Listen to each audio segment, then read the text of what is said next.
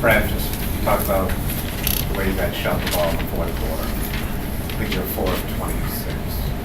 Yeah, and I thought we got really good looks for the most part. I really did. Now, we tried to go through their length a couple of times on the interior, probably not the greatest percentage shots in that regard, but we had a number of corner threes. We were really looking to push it up the court and make plays. We didn't play tentative. That was a different fourth quarter than we played here. When we blew a couple of leads in the last couple of weeks, I thought we were much more aggressive. And for whatever reason, we didn't make shots. And that's frustrating because I think that's 2 nights in a row where it felt like we did a lot of good things other than that. And really, to me, crediting New Orleans is the right thing to do because they hit 3 shots in a row that were big time. Davis hit that left-handed hook. Evans hit a contested, challenged runner. And I'm missing. Oh, and Gordon banked on it. Those shots were big shots that went in for him. One of the shots that didn't go in for you guys was Avery Bradley's drive. Did you like the way he went to the basket? Yeah, I did. And we went quick and we went aggressive, and we had a chance to get the rebound if it bounces right. We got to the middle of the court. That's pretty good. Now I think him either shooting the pole up or floating it up there may have a little bit more of a chance against that length, but I don't fault him at all for that move. That was a good solid play. Coach, on that final play where Jared pulled up for the 3, was he the primary shooter you were looking to take the 3 at that point? We had a number of different things we were trying to do, but at the end of the day, I thought, I just watched it again on film. New Orleans did a great job. They switched everything, and they had a lineup in that could switch everything. And Davis adds that element, kind of like when we play Bass at the 5 or Hump there, and a lot like when who did we play a couple weeks ago? Cleveland, maybe. When you need a 3 without any other timeouts and you can't get a 2, these guys were very disciplined in guarding the 3-point line well. They defended it very well. What's the challenge, Brian, when you have so many close games where you're just a possession or 2 away when all things are said and done from winning the game and keeping the morale high among your players with such tough losses? You're focusing on the right things. Focusing on the things you can control, and it's frustrating. It's 3 1-point losses here in the last 3 weeks.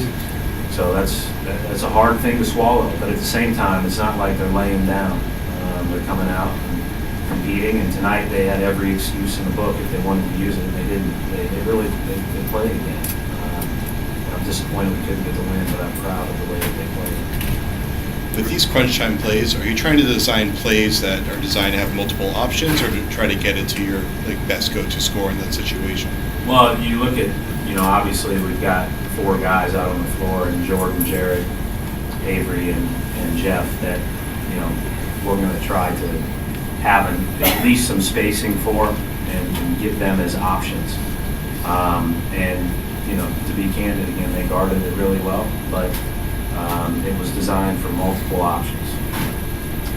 You had, I think it was 16 offensive rebounds in the second half.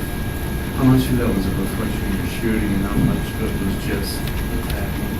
It's hard to get those offensive rebounds if you're making shots, but it's good that we got them, and it's good that we rebound. Jeff just told me that I can't remember the last time that 3 guys ended up double-figure rebounds, and that's a positive. But at the same time, obviously, make a couple more shots, or we would have taken that instead. Brad, in terms of Jared, is he having? I don't know if you can even say it, but did he get fouled a lot? Or was it a physical play because he missed a lot of chippies again? Is it the hand because I don't know. Without specifics of individual plays, but I think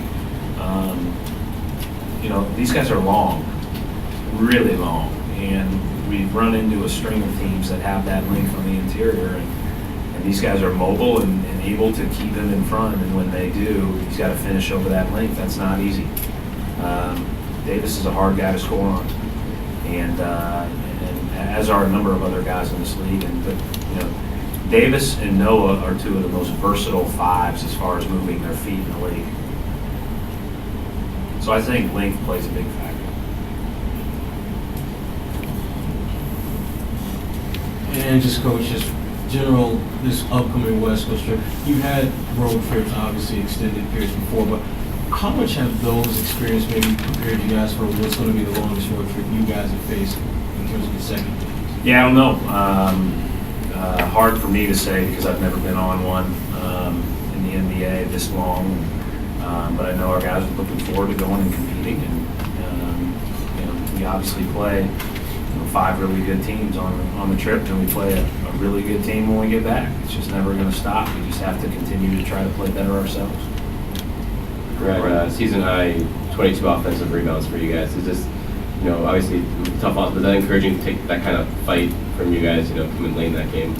Yeah, I mean, I didn't question our effort at all, even with the idea in the back of my mind that they almost had an excuse for it with the travel the way it was, but they just went out and played hard. As we said earlier, I'd prefer not to get some of those and prefer the first shot to go in. But it was just one of those nights where we struggled to make shots. So it's 2 nights in a row. But the other team, New Orleans did a good job defending us. And I do think, going back to what I just said to Gary, I do think the length bothered us. Thanks, Coach. Thank you, Coach.